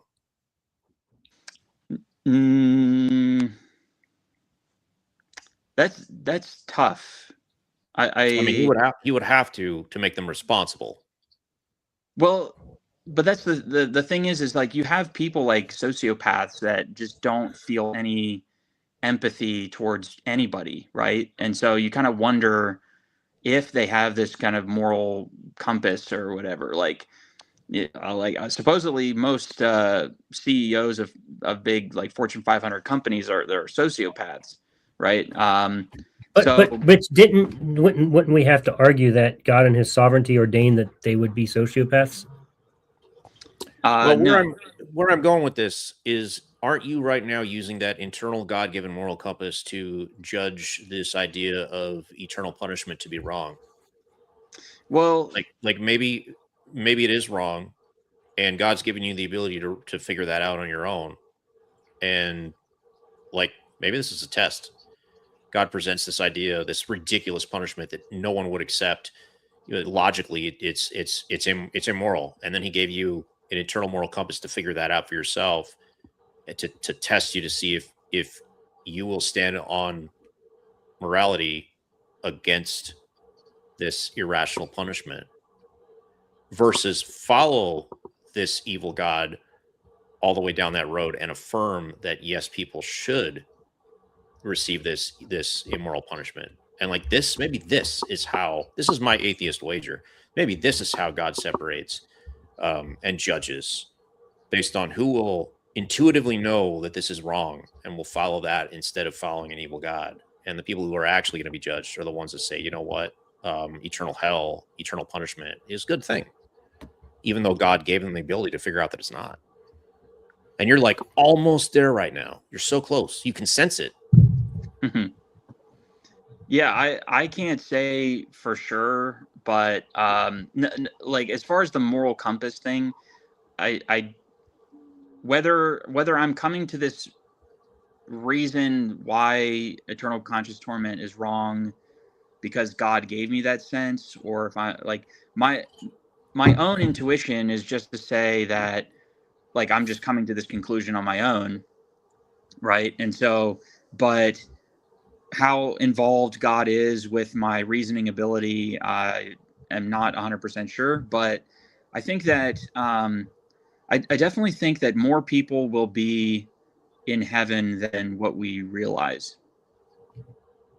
Well, I'm betting that if there is a heaven, I will be there, because I will be standing up to this idea of an evil God who would create an eternal conscious torment. And if that God, in fact, is just, perfectly just in the end, He's going to recognize that I figured it out and got it right.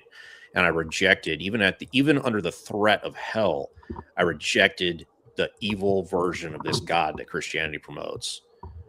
While at the same time, if I were a Christian and it was time for final judgment and I worshiped a God that created an eternal hell and then said, yes, people do deserve to go there because, hey, He's God, He can do what He wants, like I would be very afraid that I would end up being thrown into hell simply because I affirmed it as a true justice. You know, there's an ancient story. Historians don't know if it's actually true, but it stood the test of time. If you've heard of the device called the brazen bull, this guy created this bull, this hollow bull out of brass back in the Bronze Age.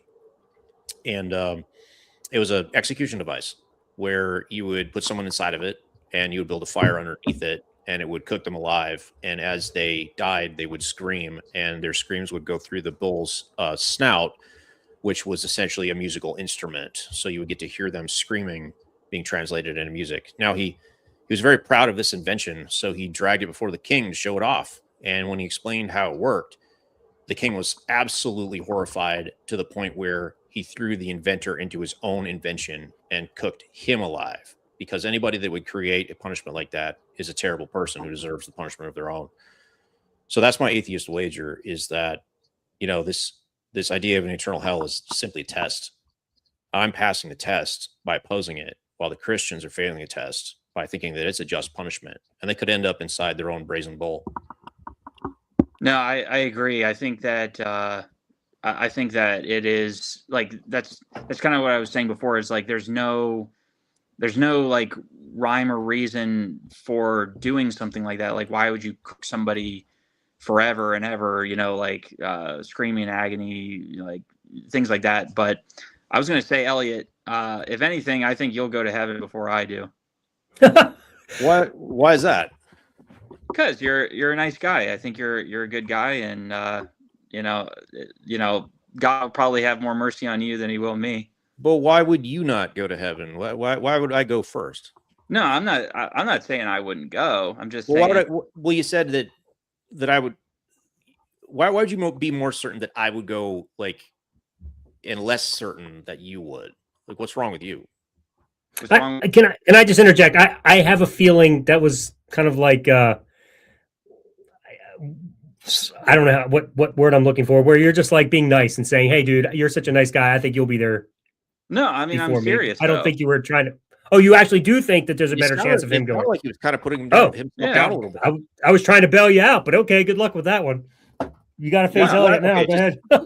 Well, I mean, I do mean it as a nice thing, but like. No, I appreciate that, but I'm wondering why your chances are reduced in any way. I mean, are you sure that you're going to heaven? No, I'm not sure. And no Orthodox Christian would ever say that I am for sure going to heaven. Do you have any reasons to diminish your chances of going to heaven? Well, I mean, I have short, like I think about like all the theology that I've read in my life, and like all the lives of the saints, and I think about how many times I fall short of those teachings, like the teachings of Christ, the teaching, like, you know, how many times do I have an opportunity to love my neighbor and I don't do it? How many times do I have the opportunity to do the right thing and then I don't do it? Right. Well, it sounds to me like the solution to that is just be like Elliot and I and don't care about that. And then you don't have any reason to feel degraded. Well, no, but you guys obviously care about doing the right thing. Oh, I don't care what the ancients say, though. Like you were saying, I don't have any care in the world. What the Bible says, I don't let it dictate my morality for me. I want to do the right thing according to what I think is right, not according to what all these guys say is right. Well, so when you say you're falling short according to what? Some other standard that's being dictated to you. Well, yeah, because I believe that those teachings are like morally good things. So like, I don't know, just like for example, making excuses for people. Like if somebody. Oh shit! That's what I just did for you a few minutes ago. Sure. Yeah. Okay. You know, yeah. Like great. I'm falling short. All right, go ahead. Sorry. No, you're doing a virtuous excuse. He didn't take the way out. I didn't take the way out. No, but Elliot, I think you can leave your mic on. For some reason, I don't think I'm echoing anymore. It went away. That's good. Yeah. Sorry, I should have told you I meant to tell you a long time ago. I just couldn't break in. I don't know how it's straightened out. I adjusted some settings, but nobody knows. I don't know. We're good. But anyway, before we keep going, Richie, I'm going to go back to your comments. But before we lose everybody, let me just make a few announcements real quick before we keep going, because I don't want to miss out on the opportunities. If you can't get enough of Richie or me, then you need to join us this Sunday at 4 p.m. It's Bondar versus Steakhouse. We are going to pick up our conversation with round 2. We had round 1 last Sunday. It was the intro round. That one was pre-recorded. It was a pre-recorded live. This week is going to be absolutely live. So make sure you subscribe to the Unraveler channel. It's in the info below, so you can continue the conversation there with Richie and myself. It's a great one. As you can see, it's a good conversation. Rich and I have a lot of respect for each other, and it's a lot of fun. You'll learn a lot. I'm learning a lot. He's learning a lot. I'm sure it's just really, really good. So make sure you check out that on Sunday. Tomorrow night on the Unraveler Show, Raising Kids After Faith with Dustin Curley and Raphael Goico. They just finished a book that's going to be published here pretty soon called The Testimony of Two Witnesses. And in there, they talk about raising kids after faith, and it's awesome. And I can't wait to host them tomorrow night, or tomorrow afternoon-ish, I guess it is, 4:30 p.m. Eastern on the Unraveler Show. So make sure you check that out if you want to get some insights on raising kids after faith. It's going to be a really great show. Tune in 4:30 p.m. tomorrow night. Then on Wednesday night as well, after us, is Critical Call right here on Skeptic Haven. AJ with Casey Karakoff. So make sure you check that out. It's a good chance for you to call in as well if you have some questions that you'd like to dialogue. That is a phone conversation, so you don't have to show your face if that's the kind of thing you like. Then on Sunday, right after me and Richie, you can call Let's Talk. So that'll be a great show with Steve and SR, Secular Rarity. So make sure you guys call in there as well and talk to them. It's going to be a great time. Steve just released a book called Humanism from the Heart. Go ahead and check that out on Amazon and see what you think. And also tomorrow, or this Thursday rather, continue my Unravelation series. Make sure you check that out. It's every Monday and Thursday. This Thursday's episode is called Why It Takes Time to Feel Like Yourself After Leaving Faith. So a lot of great content, a lot of things going on. If you want to continue the conversation, come find us at Deconversion Nation on Facebook. We'd love to have dialogue with you. It's a good chance for theists, especially, to ask atheists questions and get answers that you may not get anywhere else. You definitely won't get them from your pastor. So make sure you come check us out there at Deconversion Nation on Facebook. With that said, Richie, back to you, man. Hopefully you can remember where we were. Hey, since you've just done announcements, be a good time to tell you, like we could keep it to 2 hours tonight. I wasn't able to talk to you beforehand because of the audio issue, but absolutely, yeah, 2 hours would be a good stopping point just for tonight. Absolutely. I think that's fine. Richie and I we'll pick up on Sunday anyway, so that's great. So yeah, and if we end sooner, we end sooner, but let's definitely top it off at 2 hours. That sounds like a plan. All right, Richie, what's up, man? Keep going. You guys don't have any other guys in the back room? Okay. I don't want to hog the time. So, although I was hoping that Friendly Aryan would hop in because he said, whoever it is, said that they had some questions for us they wanted to ask in the chat, but I was like, man, I hope you would pop in, but they never did. It looked like they dropped out of the chat a little bit ago, I think. So around. Boo. All right. Well, that's too bad. Hopefully they'll pop in another time. Maybe next week. Yeah. All right, Richie. Sorry, man. Go ahead. Oh, good. Or if any of your audience had questions for me, whatever, I could take questions too. But anyway, so we were talking about about how I am not certain that I'm going to heaven, right? And then I don't think nobody is for like. So nobody knows for certain who's going to heaven and who's going to hell. So nobody can say I cannot say, hey, you guys are going to hell because that's not for me to make that judgment call. Right. And I can't say that I'm going to heaven because that's not my judgment call. So, yeah.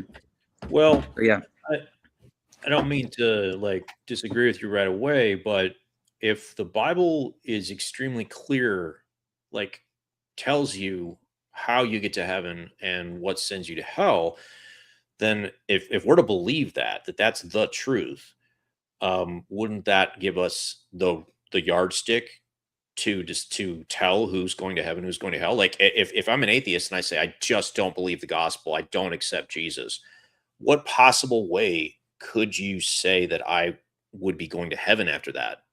I mean, I know you're not God and you can't say for certain in your worldview, but if I reject Jesus, aren't I going to hell? If there's a way for me to still end up in heaven, doesn't that make the Bible false? No, if there was, only God knows the depths of your heart and my heart, like the depths of our own psyche, right? So he knows whether your reasons are legitimate or not, right? And or my reasons for believing are legitimate or not. Like maybe I'm only believing because I gain some kind of benefit from it, and I don't really Oh, sure. care. Yeah. I can see on the Christian side how there could be fake Christians, but on the atheist side, if it says, "I am the way, the truth, and the life. No man cometh unto the Father but through me," and I say I reject that. I reject Jesus. Like, in what circumstances could I then go to heaven? Okay, so if you were to, let's say you did end up in heaven, right? It would be despite your belief and because of Jesus. Okay, and so basically, like here's the story, right? I'll try to make it quick. So there was obviously the Bible says that drunkenness is a sin, but so we have there was a saint in the church who he was a teacher of this monk, right? And this monk, he was a drunk, okay? And people would complain about this monk all the time. He was a drunk. But and then when the monk died, the saint, he said that he saw the soul of this monk who was a drunk go to heaven. And so people were like, what? He was a drunkard. How in the world is he in heaven?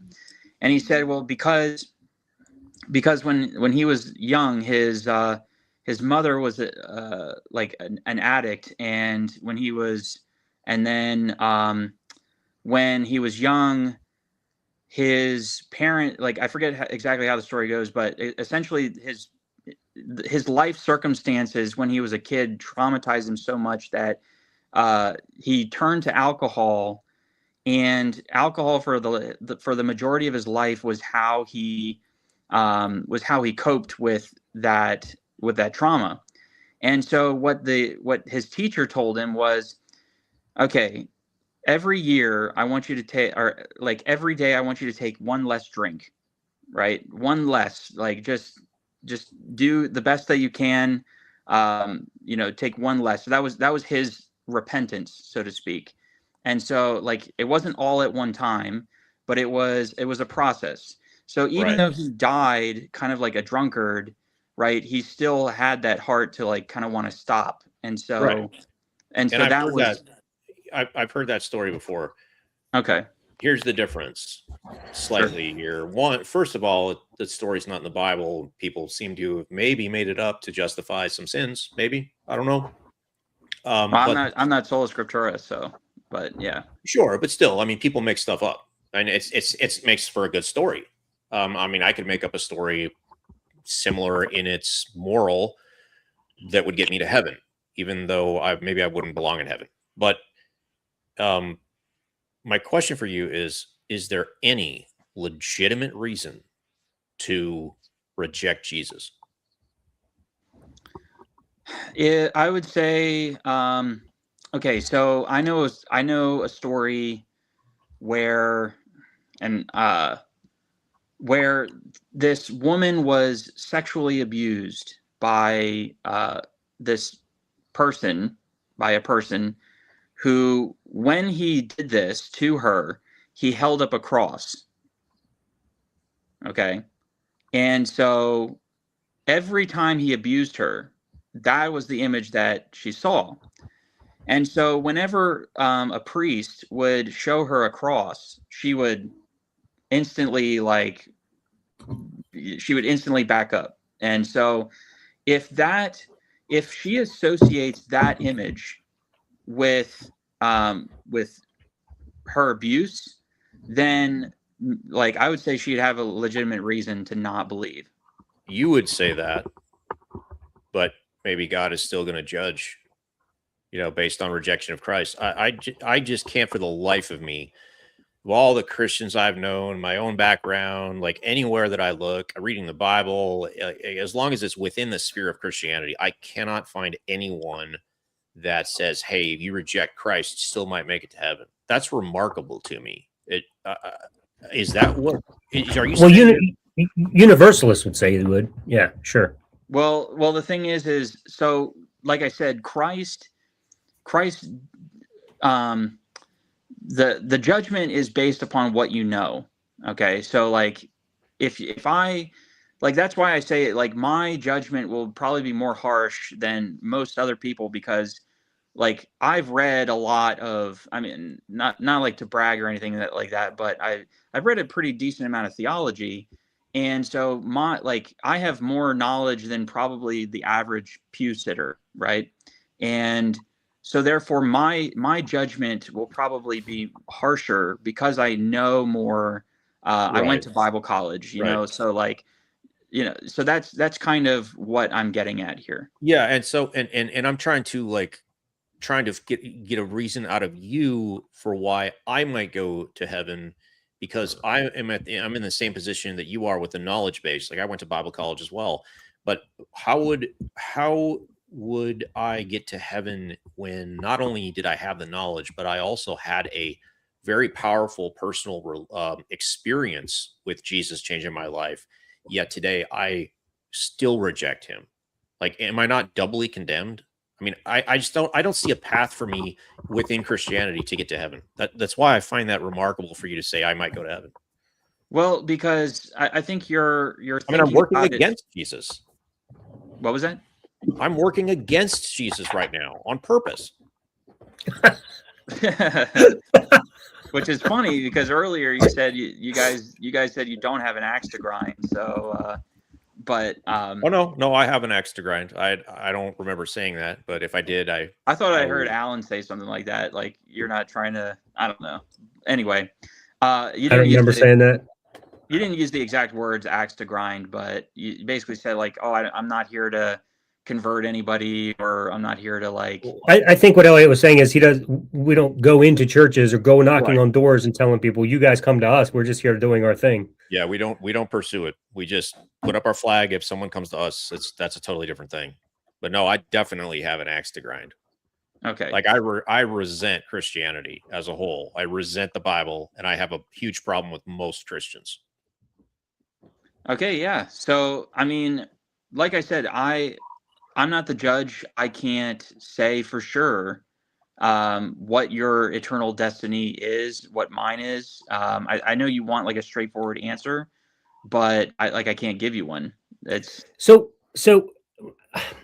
correct me if I'm wrong, but isn't there a gospel message that teaches how one can be saved? Because it sounds to me like you're saying if someone comes to you and says, "What must I do to be saved?" You say, "Bro, I don't have a fucking clue. You just get lucky." Well, so the gospel message is pretty much summed up in the Nicene Creed, and which is like the Trinity. Jesus died for our sins. That we look for the resurrection in the life of the age to come. So full preterism is out. But right.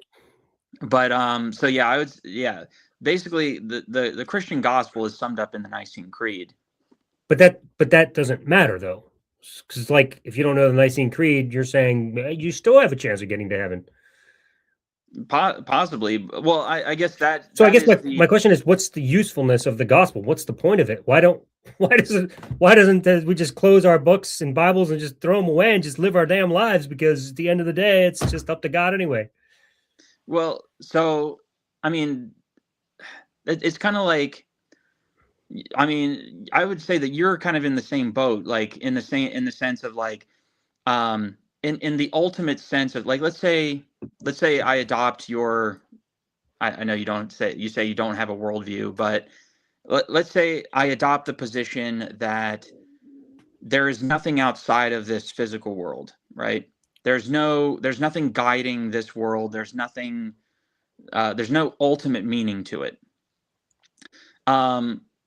If there's no ultimate meaning to it, then it's kind of like when Christians say, well, then I might as well just go and pillage and murder and do all these things. It's like, no, even though that's the case, like even though there's no ultimate meaning, that doesn't mean that you have to be a bad person. So no, it doesn't. But that Christians are trained to say that because it creates this idea in their mind that if you're not a Christian, look at how you're going to live. You're going to pillage and eat babies and kill the world. Like, it's a false dichotomy. That is just not the way it is in reality. That's just what Christians are taught, because it creates this fear of not staying inside the mold.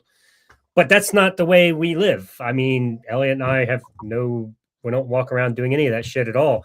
And there's no ultimate meaning that's been destined for me. I pick my own meaning. I pick my own purpose. And well, Richie, there's no ultimate meaning in the same way that there's no ultimate government, but there are other levels of meaning.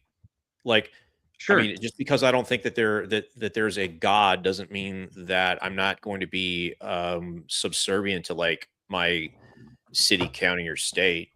I mean, there's right. So my point is because you guys kind of made the same point. You're like, well, if it doesn't matter anyway, why don't we just close our Bibles and just live our lives? It's like, well, you should like, obviously, like, I'll admit that I'm a bit of a nihilist.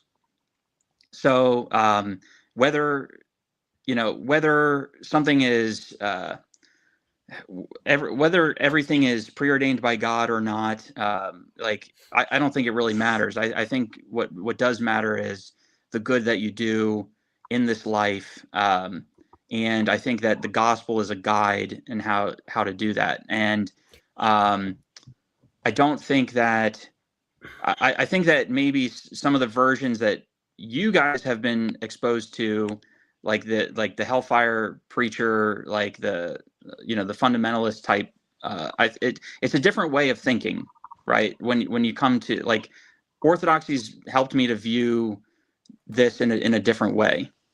So one of the things, okay, so Elliot has mentioned before, he's talked about like how in real life, nobody actually takes God to the supermarket with them.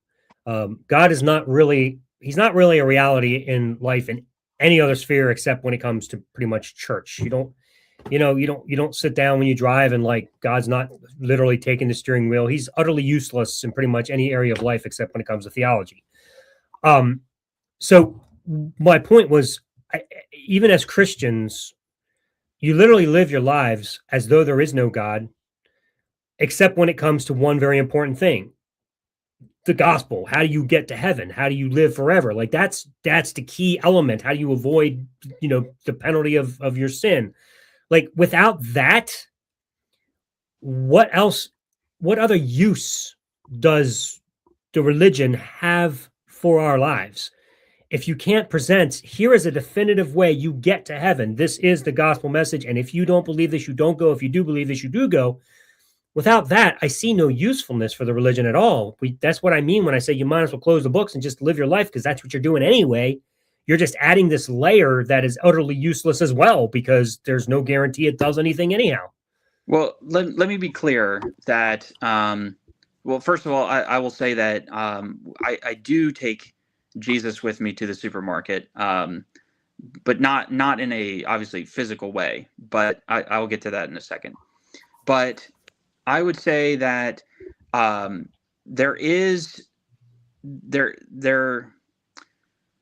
so how do it's tough, because I know what I want to say in my head. You got a minute and 7 seconds to get it out. So you better hurry up. All right. Well, I'll just say this then. I'll just say this then. I do take Jesus to the supermarket in the same way that Dirk Willems took his persecutor out of the freezing water and was persecuted for his faith, when he heard the teachings of Jesus in his head to say to love your enemies. What I meant by you don't take Jesus to the grocery store is that Jesus does not actually help you do any of the everyday tasks that you need to survive. Right, but that makes sense. He can help you to make moral decisions. Moral decisions almost, this is going to blow your mind, but moral decisions almost never enter our lives.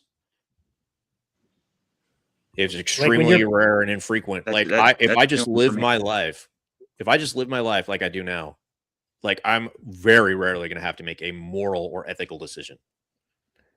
When you're filling your cart with groceries, I mean, I'm sure you're not praying before everything, Lord, do I take this steak or this one? Like, right. It doesn't it's come not into a moral play. decision to set my alarm clock, to get up in the morning, to take a shower, to go to work, to do my job the way it's supposed to. I know people that do, actually, but I mean, no, I don't. but yeah. Well, we have hit the 2-hour mark, Elliot. So whatever extra time we spend here is on you. It's your call, buddy. Well, since you guys are going to be talking later, I just want to have the Have at last word. Have at it. You take as much time as you want. I'll be ready to go when you're done. Less than 30 seconds. You have the last word. Go ahead. Less than 30 seconds. I just want to say that when Alan says, "What's the use of it? Close the book and live your life." I'm not basing my objection to Christianity based on its useful or uselessness. My primary objection to Christianity is that it's not true. That's all. Well, obviously, I agree with that. I'm from Richie's worldview, though. I would say, what's the usefulness of it? Because he thinks it is useful, and I'm like, if it's not even useful for the one thing it's supposed to be useful for, then what exactly is it useful for? It's just odd to me. Right, but I mean, I would rather remove something because there's no, it's not actually true. I mean, yeah, but we can debate this all night. It's fine.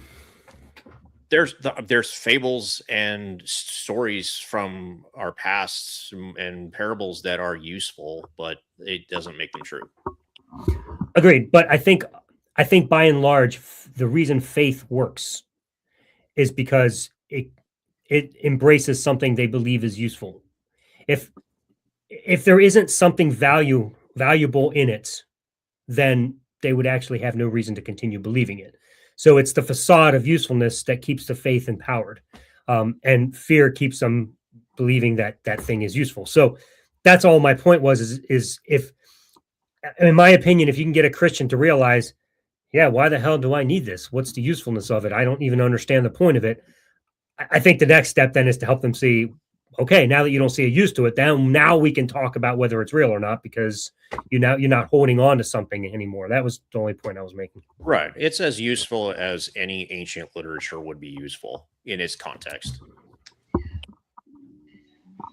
Anyway, you said we'd have the last word, but now we're going to let you have the last word, Richie, and then we will hang up. Why do you have to have me have the last word? Well, you don't want that. All right, that's the last word. Then you took it. All right. Well, I'll just say real quick, there's a normative way to be saved, and then there's exceptions to the rule. Okay. And Elliot, Alan, I think you guys could be an exception if God deems so fit. All right, Elliot, now you have the last word. I appreciate that. Thanks for coming on. Yeah.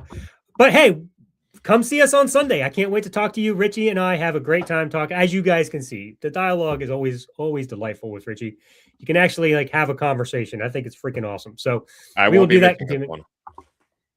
No? Okay. Well, I'm glad I will be there. That's very awesome. Go check out the first one, everybody, if you haven't seen it yet. It was a great conversation to start off the whole series. So, Richie, thanks for joining us, man. I'm just going to keep you on as we say goodbye to everybody. Thanks for joining, everybody. Remember, every Christian has their own version of Christianity. We're here to unravel your conversion. Have a great night.